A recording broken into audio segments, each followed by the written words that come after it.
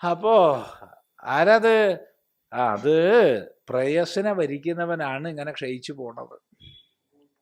ശ്രേയസിനെ വരിക്കുന്നവന് ശോഭനം ശിവം ഭവതി.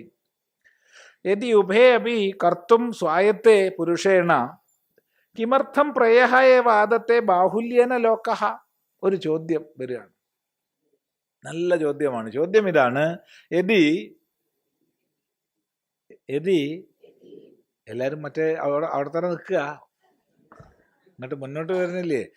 ഉഭേ അപി കർത്തും സ്വായത്തെ പുരുഷേണ കിമർത്ഥം പ്രേയഃ ഏവ ആദത്തെ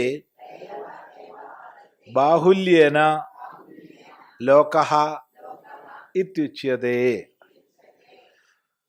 അപ്പൊ ശ്രേയസ്സും പ്രേയസ്സും രണ്ടും ചെയ്യാൻ നമുക്ക് സ്വാതന്ത്ര്യം ഉണ്ടല്ലേ? ഉണ്ട്. രണ്ടും നമുക്ക് സ്വായത്തമാണല്ലേ? അതെ. അങ്ങനെയാണെങ്കിൽ എന്തുകൊണ്ടാണ് ലോകം പൊതുവെ ബാഹുല്യേന പൊതുവെ പ്രേയസിന്റെ മാർഗം സ്വീകരിക്കുന്നത്? എന്താ? 1,00,000 ഒരാളൊക്കെ അല്ലേ ശ്രേയസിന്റെ മാർഗം സ്വീകരിക്കൂ?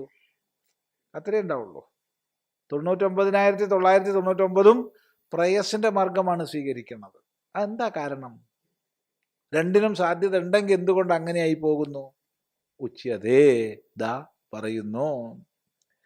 ശ്രേയശ്ച പ്രേയശ്ച മനുഷ്യമേതഃ തൗ സംപരിത്യ വിവിനക്തി ധീരഃ ശ്രേയോ ഹി ധീരോഭിപ്രേയസോ വൃണീതേ പ്രേയോ മന്ദോ യോഗക്ഷേമാദ് വൃണീതേ.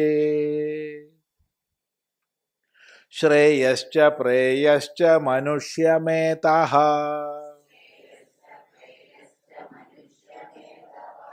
തൗ സംപരിത്യ വിവിനക്തി ധീരഃ ശ്രേയോ ഹി ധീരോഭിപ്രേയസോ വൃണീതേ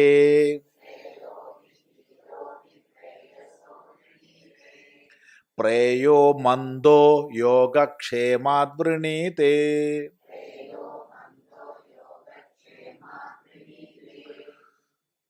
ശ്രേയഃ ച പ്രേയഃ ച മനുഷ്യം ആയിതഃ. ശ്രേയസ്സും പ്രേയസ്സും രണ്ടും മനുഷ്യനെ പ്രാപിക്കുന്നു. നമ്മളെ മുമ്പിലേക്ക് രണ്ടും വരുന്നുണ്ട്. എന്നെ എടുത്തോളൂ, ഈ വഴിക്ക് നടന്നോളൂ കേട്ടോ എന്നൊരാള്, ഈ വഴിക്ക് നടന്നോളൂ കേട്ടോ എന്ന് മറ്റേ ആള്. രണ്ടും വരുന്നുണ്ട് മനുഷ്യന്റെ മുമ്പിൽ. തൗ സംപരീത്യ, അവ രണ്ടിനെയും നല്ലതുപോലെ പരിഗണിച്ചിട്ട് ധീരഃ, ധീരൻ വിവിനക്തി, വേർതിരിക്കുന്നു.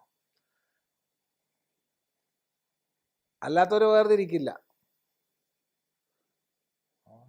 പണ്ട് ഇപ്പം അങ്ങനത്തെ കാഴ്ച കാണാറില്ല. കുറേ മുമ്പൊക്കെ നമ്മൾ ഈ ഉത്സവപ്പറമ്പിൽ ഒക്കെ പോയി കഴിഞ്ഞാൽ ഇങ്ങനെ കൂട്ടി വെച്ചിട്ടുണ്ടാവും ഹലുവ, മറ്റേ ഒരു ജാതി ഈത്തപ്പഴം, ഒരു വെള്ളം ഒലിക്കുന്ന ജാതി ഒരു ഈത്തപ്പഴമാണ് അക്കാലത്തത് ഇല്ലേ? അതിങ്ങനെ കൂട്ടി വെച്ചിട്ടുണ്ടാവും. പലപ്പോഴും ഇത് സാധനം കാണൂല, അതിൽ മുഴുവൻ ഒട്ടിപ്പിടിച്ചിട്ടുണ്ടാവും ഈച്ച, മുഴുവൻ ഈച്ചയോ. ഇന്നിപ്പോൾ അതില്ല, ഇന്നിപ്പോൾ എല്ലാവരും പ്ലാസ്റ്റിക് കവറൊക്കെ പൊതിഞ്ഞിട്ടാണ് വെക്കണം. അതൊരു വൃത്തിയൊക്കെ ഉണ്ട് ഇപ്പോൾ. മറ്റേത് അവിടുത്തെ മരണക്കിണറിന്റെ പൊടി അടക്കം അതിലുണ്ടാവും, നിറയെ ഈച്ച കൊണ്ട് മൂടും. അങ്ങനെയായിരുന്നു. ഇപ്പൊ പിന്നെ എല്ലാം പ്ലാസ്റ്റിക് കവറിലൊക്കെ പൊതിഞ്ഞ് വൃത്തിയിലും വെടിപ്പിലുമാണ് എല്ലാവരും കച്ചവടം ചെയ്യണത്. മറ്റേ മാതിരി ആരും വാങ്ങുമൊന്നുമില്ല. അന്ന് ജനങ്ങൾക്ക് ആ ബോധമൊക്കെ ഇന്നുണ്ട്. പക്ഷെ അന്ന് അങ്ങനെയല്ല, അന്ന് മുഴുവൻ ഈച്ച പൊതിഞ്ഞിട്ടുണ്ടാവും. കാണുമ്പോ ഒരു സുഖ, അത്രയേ ഉള്ളൂ. കണ്ടിങ്ങനെ കൊതിയൂറി നിൽക്കാനേ പറ്റൂ. ശിലാനം വേണ്ടേ വാങ്ങാൻ? ഒന്നുമില്ല. ആരെങ്കിലുമൊക്കെ വാങ്ങി കഴിക്കണത് ഇങ്ങനെ നോക്കുക, അതൊരു കാണുമ്പോൾ ഒരു സന്തോഷം. അതെ, അങ്ങനെയൊക്കെയാണ്. ഉത്സവപ്പറമ്പിൽ അങ്ങനെയായിരുന്നു. അതെ അതെ, ആ കാലം ഒന്ന് ഓർമ്മിച്ച് നോക്കൂ. അപ്പൊ ഇതുപോലെയാണ് ഈ ഈച്ചയ്ക്ക് പാവം അറിയോ ഇതിൽ പോയാൽ പറ്റി പിടിക്കുന്നുള്ളത്. കേട്ടപ്പോൾ കാണാൻ തോന്നി, കണ്ടപ്പോൾ കെട്ടാൻ തോന്നി, കെട്ടി നോക്കുമ്പോൾ കഷ്ടം പെട്ടുപോയെന്നും തോന്നി.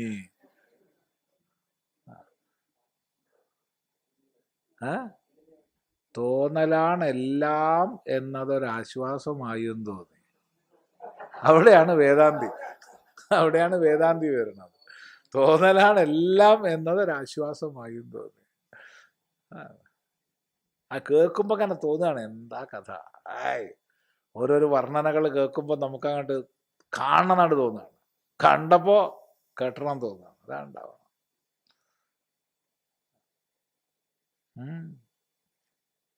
ഇത് രണ്ടും വരുന്നുണ്ട് മനുഷ്യന്. മറ്റേതല്ല, മറ്റേ മുക്തിമാർഗത്തിന്റെ ആൾക്കാർ നമ്മളെ മുമ്പ് കൂടെ പോകുന്നുണ്ട് വളരെ സന്തോഷമായിട്ട്. ഇത്ര സന്യാസിമാരെ കാണുന്നു, എല്ലാ സന്യാസിമാരുടെ മുഖം കണ്ട ഒരു സന്തോഷമാണ്. ഒരാളുടെ കൗബീനെ നോക്കാൻ അവിടെ നിൽക്കട്ടെ, ആദ്യം മുഖം നോക്കിയിട്ട് പോരെ കൗബീനെ നോക്കുക. കൗബീനെ വന്തക്കല് ഭാഗ്യവന്ത, ശരിയാ. പക്ഷെ കൗബീനെ നോക്കണതിന് മുമ്പ് ആദ്യം മുഖം നോക്കൂ. അവരെ ദേഹം ചിലപ്പം മെലിഞ്ഞിട്ടാവും, പക്ഷെ സന്യാസിമാരുടെ മുഖം മുഴുവൻ സന്തോഷ. എവിടെ സന്യാസിനെ കണ്ടാലും മുഖം സന്തോഷ. അല്ലേ നോക്കിക്കോളൂ, ഏത് സന്യാസിനെ മേടിച്ചാൽ നോക്കിക്കോളൂ, മുഖത്തൊരു സന്തോഷം ഉണ്ടാവും. അപ്പൊ ദേഷ്യം പിടിക്കില്ലേ സന്യാസി, അത് ക്ഷണനേരം കൊണ്ട് കഴിയും. വെള്ളത്തിലെഴുതിയ വര പോലെ അപ്പൊ കഴിഞ്ഞു. കുശുമ്പുണ്ടാവില്ലേ, അപ്പൊ കഴിയും. ഒന്നും വെച്ചോണ്ടിരിക്കില്ല, ഒക്കെ ഉണ്ടാവും. കാമം, ക്രോധം ഒക്കെ ഉണ്ടാവും, ഇല്ലാന്ന് പറയണില്ല. ഇല്ലാന്ന് പറഞ്ഞാൽ കള്ളത്തരാണ്. പക്ഷെ അതൊക്കെ വെള്ളത്തിലെഴുതിയ വര പോലെ, ഒന്നും വെച്ചോണ്ടിരിക്കണ പരിപാടിയില്ല. സ്ഥായി ഭാവം സന്യാസിമാർക്കൊക്കെ എപ്പോഴും ഒരു സന്തോഷ മുഖത്തിന്. അപ്പൊ അതും കാണുന്നുണ്ട്, ഇതും കാണുന്നുണ്ട് ഇല്ലേ, രണ്ടും നമ്മളെ മുമ്പിൽ വരുന്നുണ്ട്. ഈ പറഞ്ഞോണ്ട് എല്ലാവരും സന്യാസിയാവണം എന്നല്ലാട്ടോ പറഞ്ഞത്, അങ്ങനെ ആരും വിചാരിക്കണ്ട. പക്ഷെ രണ്ടും നമ്മളെ മുമ്പിൽ ഉണ്ടെന്നാ പറഞ്ഞത്. രണ്ട് മാർഗവും മനുഷ്യന്റെ മുമ്പിലുണ്ട്. രണ്ടിനും ദൃഷ്ടാന്തം നമ്മൾ നിത്യം കാണുന്നുണ്ട്. അപ്പോ ഇങ്ങനെ രണ്ടും കണ്ടു കഴിഞ്ഞാല് ഭൂരിഭാഗം പേരും നേരത്തെ പറഞ്ഞ പോലെ ഈ ചവിട്ടണ പോലെ ഒട്ടിപ്പോവുക ചെയ്യാം. ഭൂരിഭാഗം പേരും ഒഴുക്ക് പെട്ടുപോകും. ഒഴുക്കില് വല്യമ്മ പിടിവിടില്ല. വല്യമ്മ മാത്രമല്ല, അച്ഛനമ്മയും പിടിവിടുവോ? അതാണ് പ്രശ്നം. വല്യമ്മേനേക്കാൾ പ്രശ്നം അച്ഛനമ്മേനെയും കൊണ്ടാ. ഒന്നുമില്ല, പെൺകുട്ടി ജനിച്ചിട്ടേ ഉള്ളൂ, അപ്പോഴത്തേക്ക് ഇവൻ പറയുക, ഓ പറ്റിയ ഒരാളെ കയ്യിൽ ഏൽപ്പിക്കണം എന്നാലേ സമാധാനമുള്ളൂ. പക്ഷെ ആൺകുട്ടികളെ കൊണ്ട് അങ്ങനെ പറയണ ഞാൻ കേട്ടിട്ടില്ല. പറ്റിയൊരുത്തിൻ്റെ കയ്യിൽ ഏൽപ്പിക്കണം എന്നാലേ സമാധാനമുള്ളൂ എന്ന് ഞാൻ കേട്ടിട്ടില്ല. എന്താ അങ്ങനെ?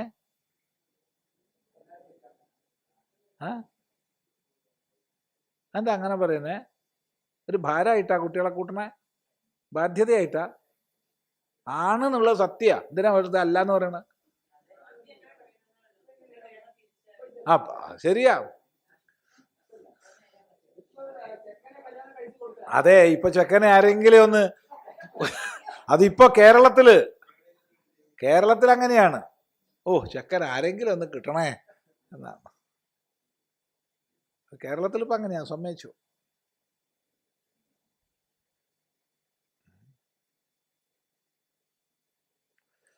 അപ്പോ വളരെ ചുരുക്കം പേരാണ് ധീരന്മാര്, ബുദ്ധിമാന്മാര്, മനോനിയന്ത്രണമുള്ളവര് ഇതിനെ വേർതിരിക്കുന്നു. സംപരീത്യ വിവിനക്തി, സമ്യക് പരീത്യ വിവിനക്തി, നല്ലപോലെ വേർതിരിച്ച് വിചാരം ചെയ്ത് ഗുണദോഷം ചെയ്ത് തൂക്കുന്നു, അളക്കുന്നു. ഏതാ വേണ്ടത്? രണ്ട് മാർഗത്തിലേക്ക് എനിക്ക് പോവാം. ശ്രേയസിലേക്ക് വേണിച്ചാൽ അതിലേക്ക് പോവാം, പ്രേയസിലേക്ക് വേണിച്ചാൽ അതിലേക്കും പോവാം.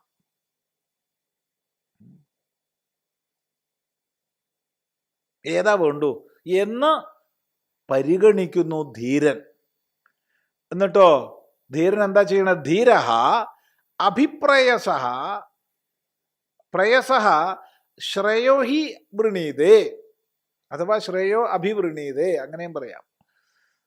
ധീരൻ പ്രയസിനേക്കാൾ ശ്രേയസിനെ വരിക്കുന്നു.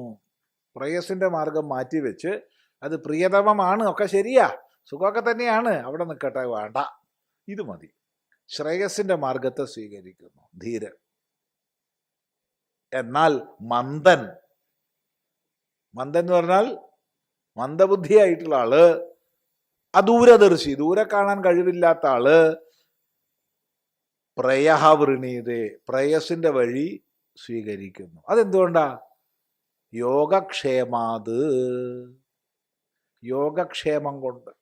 യോഗം എന്ന് പറഞ്ഞാൽ അനാർജിതസ്യ ആർജനം യോഗം, ക്ഷേമം എന്ന് പറഞ്ഞാൽ ആർജിതസ്യ രക്ഷണം.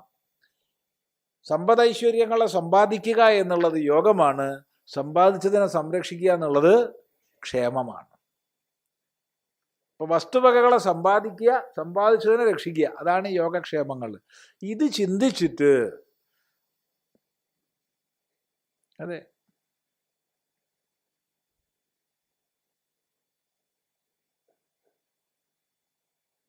അതാണ് സ്വത്ത്, പണം, അത് ഇത് സമ്പാദിക്കണം. 1, 2 സമ്പാദിച്ചതിനെ രക്ഷിക്കണം. ഇല്ല എങ്ങനെ ജീവിക്കുക?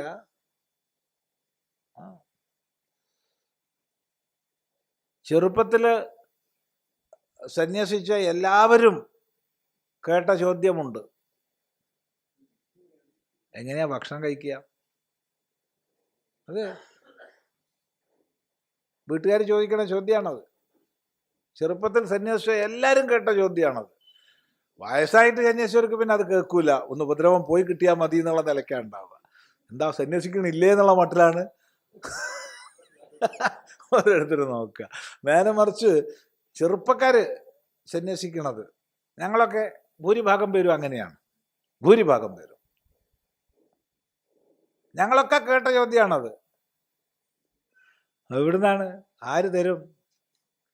ചോദിക്കട്ടെ, ഒരു സന്യാസിയെങ്കിലും ശാപ്പാട് കിട്ടാതിരുന്നത് കേട്ടിട്ടുണ്ടോ നിങ്ങൾ? ഒക്കത്തിനും ശാപ്പാട് കൂടിയിട്ടുള്ള രോഗങ്ങളാ. ഉത്തരഭാരതത്തൊക്കെ പോയി കഴിഞ്ഞാൽ ഈ ലഡുവും ജിലേബിയും കഴിച്ച് കഴിച്ച് കഴിച്ച് പ്രശ്നമാണ് ആകെ. ഒരാൾക്ക് പോലും ഭക്ഷണം ഇല്ല എന്നുള്ളതില്ല, ഭക്ഷണം കൂടിയിട്ടുള്ള കുഴപ്പമാണ്.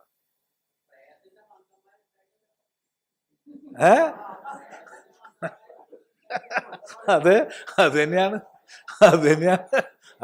മന്ദന്മാരുള്ളതാണല്ലോ ഞങ്ങളുടെ ഗുണം. അത് ആണ്, കറക്റ്റാണ്, 100% ശരിയാണ്.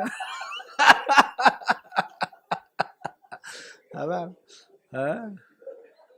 അതുകൊണ്ട് ഇപ്പോ ഉത്തരാഖണ്ഡ് ഗവൺമെന്റ് ഉത്തരവിട്ടിട്ടുണ്ട്. ഉത്തരാഖണ്ഡ് ഗവൺമെന്റ് ഉത്തരവിട്ടിട്ടുണ്ട്, കാഷായ വസ്ത്രം ധരിച്ച് സന്യാസിയാണെന്നുള്ള നാട്യത്തിൽ നാട്ടുകാരെ പറ്റിക്കുന്നവരെ മുഴുവൻ അറസ്റ്റ് ചെയ്യണം. 27 പേരെ ഇന്നലെ അറസ്റ്റ് ചെയ്ത് കഴിഞ്ഞു. നന്നായിട്ടുണ്ട്, അസ്സലാണ്, നന്നാണ്, അസ്സലാണ്. 27 പേരെ ഇന്നലെ അറസ്റ്റ് ചെയ്ത് കഴിഞ്ഞു. ഇന്നലെ, ഇന്നും നാളെ ആയിട്ട് ഇനി കൂടുതൽ അറസ്റ്റ് ഉണ്ടാവും. ഉത്തരാഖണ്ഡിൽ മൊത്തം എല്ലാ പോലീസ് സ്റ്റേഷനിലും ഉത്തരവ് കൊടുത്തിരിക്കുകയാണ്. അതായത് ഞാൻ സന്യാസിയാണെന്ന മട്ടിൽ സന്യാസി അല്ലാത്തവർ കാഷായമുടുത്ത് ഗൃഹസ്ഥന്മാരെ വഞ്ചിക്കുന്നവരെ പിടിക്കുക, അറസ്റ്റ് ചെയ്യുക. 27 പേരെ ഇന്നലെ അറസ്റ്റ് ചെയ്ത് കഴിഞ്ഞു. ഇവിടെ തന്നെ ഉണ്ട്, ഇവിടെ കൂമുള്ളി വരെ വേറെ വസ്ത്രം ധരിച്ചിരിക്കും, അവിടെ നിന്നിട്ട് കാവ്യം എടുത്ത് ഇങ്ങോട്ട് വരും. ഇവിടെ സുഖമായിട്ട് 3 ദിവസം താമസിക്കുക, പോകുമ്പോൾ ഒരു ദക്ഷിണയും കിട്ടും. ഇവിടെ ഉണ്ട്, അറിഞ്ഞുകൊണ്ട് തന്നെയാണ് നമ്മൾ, അറിയാണ്ടല്ല. ഏതായാലും നല്ലൊരു നീക്കമാണ് ഉത്തരാഖണ്ഡ് ഗവൺമെന്റ് ചെയ്തിട്ടുള്ളത്. ചാപ്പാട് സർക്കാരിൻ്റെ വക, ജയിലിൽ ഇരുന്നോളാം, ചാപ്പാട് കഴിച്ചോളാം.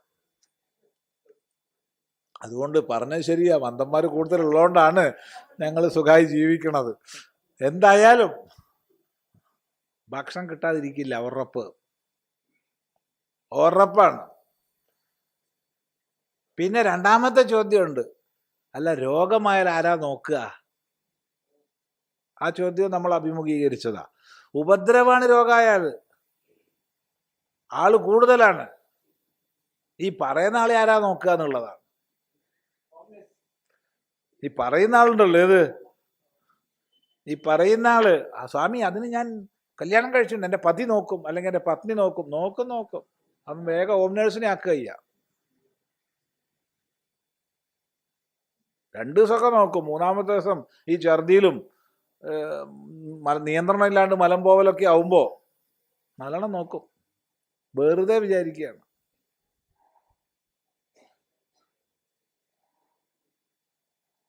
അപ്പം അതിലൊന്നും ഒരർത്ഥവും ഇല്ല. പക്ഷേ യോഗക്ഷേമം ചിന്തിച്ചിട്ട് പിടുത്തം വിടാൻ തോന്നണ്ടേ? തോന്നില്ല.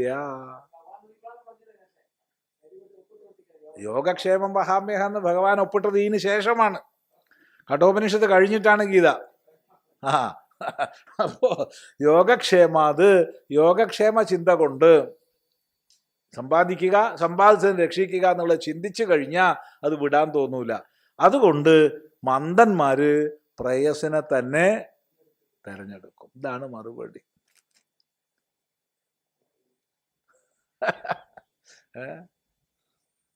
അതാണ് മറുപടി. നോക്കൂ,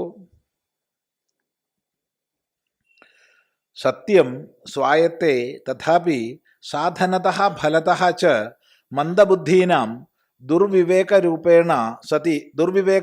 സതി വ്യാമിശ്രീഭൂതേ ഇവ മനുഷ്യം ഏതം പുരുഷം ഇതഃ പ്രാപ്നുതഃ ശ്രേയശ്ച പ്രേയശ്ച അതഃ ഹംസ ഇവ അംഭസഃ പയഃ തൗ ശ്രേയപ്രയ പദാർത്ഥൗ സംപരീത്യ സമ്യക് പരിഗമ്യ മനസാ ആലോച്യ ഗുരുലാഘവം വിവിനക്തി പൃഥക് കരോതി ധീരഃ ധീമാൻ വിവിച്യ ച ശ്രേയഃ ഹി ശ്രേയ ഏവ അഭിവൃണീതേ പ്രേയസഃ അഭ്യർഹിതത്വാത് കോസൗ ധീരഃ യസ്തു മന്ദഃ അല്പബുദ്ധിഃ സഹ വിവേക അസാമർഥ്യാത് യോഗക്ഷേമ നിമിത്തം ശരീരാദ്യുപചയ രക്ഷണ നിമിത്തം ഇത്യേതത് പ്രേയഃ പശുപുത്രാദിലക്ഷണം വൃണീതേ.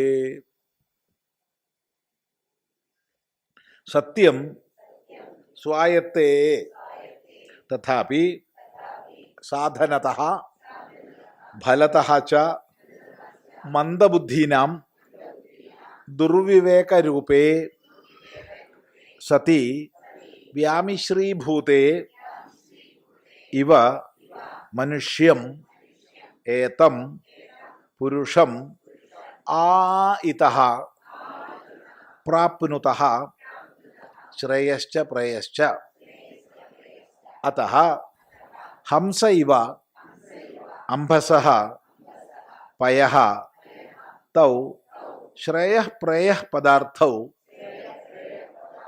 സംപരീത്യ സമ്യക് പരിഗമ്യ മനസാ ആലോച്യ ഗുരുലാഘവം വിവിനക്തി പൃഥക് കരോതി ധീരഃ ധീമാൻ വിവിച്യ ച ശ്രേയോ ഹി ശ്രേയഃ ഏവ അഭിവൃണീതേ പ്രേയസഃ അഭ്യർഹിതത്വാത് കോസൗ ധീരഃ യസ്തു മന്ദഃ അല്പബുദ്ധിഃ സഹ വിവേക അസാമർഥ്യാത് യോഗക്ഷേമ നിമിത്തം ശരീരാദ്യുപചയ രക്ഷണ നിമിത്തം ഇത്യേതത് പ്രേയഃ പശുപുത്രാദിലക്ഷണം വൃണീതേ. സത്യം ശരിയാണോ? ശരിയാണ്. ചോദ്യം മറക്കരുത്. ചോദ്യം എന്തായിരുന്നു? ശ്രേയസ്സും പ്രേയസ്സും രണ്ടും ഭരിക്കാൻ മനുഷ്യന് സാധ്യത ഉണ്ടല്ലോ, അവകാശമുണ്ടല്ലോ, സ്വാതന്ത്ര്യം ഉണ്ടല്ലോ, പിന്നെ എന്തുകൊണ്ടാണ് ഈ പ്രേയസ് തന്നെ ഭരിക്കണത്? ശരിയാ നീ പറഞ്ഞത്, മനുഷ്യന് സ്വാതന്ത്ര്യമുണ്ട്, ഏത് വേണമെങ്കിൽ തിരഞ്ഞെടുക്കാം. ഇന്ന് തിരഞ്ഞെടുത്തോളണം നിയമമൊന്നുമില്ല. എല്ലാവരും ഒരു പ്രായാകുമ്പം കല്യാണം കഴിക്കണമെന്ന് നിയമമൊന്നുമില്ല. എല്ലാവരും ഒരു പ്രായാകുമ്പം സന്യസിക്കണമെന്നും നിയമമില്ല. അവനവൻ ഏതാണോ അത് തിരഞ്ഞെടുക്കാനുള്ള അധികാരം